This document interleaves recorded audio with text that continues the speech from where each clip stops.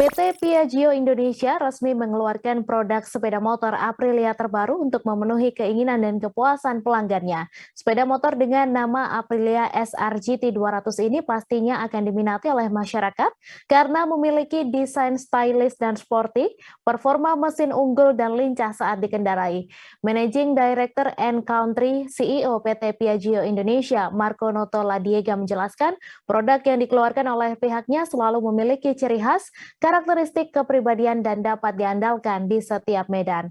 Untuk informasi selengkapnya akan disampaikan langsung oleh wartawan Warta Kota, Miftahul Munir yang kini sudah terhubung bersama kami. Silahkan rekan Munir.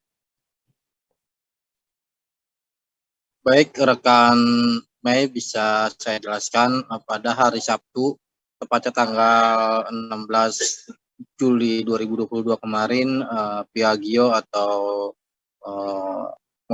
sepeda motor Aprilia SR GT ini resmi dikeluarkan atau dipasarkan di Indonesia. Hal ini untuk menjawab permintaan dari masyarakat terkait dengan pembaruan sepeda motor yang dikeluarkan oleh pihak PT Piaggio.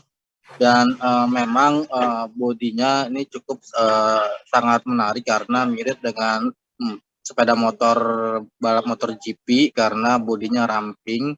Namun jika dilihat dari arah depan ataupun dari bodi bagian depan, memang sekilas mirip seperti sepeda motor NMAX ataupun PCX yang dikeluarkan oleh Honda ataupun Yamaha. Namun ada beberapa kelebihan yang dimiliki oleh Aprilia SR GT 200 ini.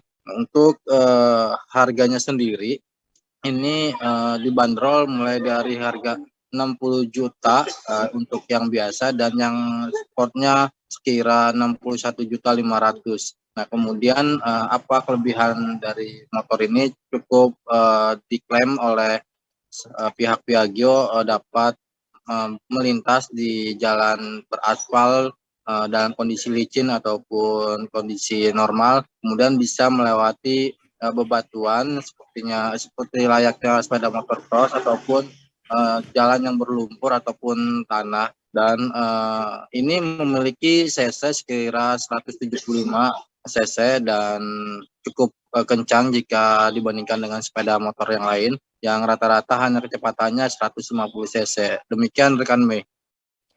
Baik, terima kasih rekan Munir atas laporan Anda. Selamat bertugas kembali.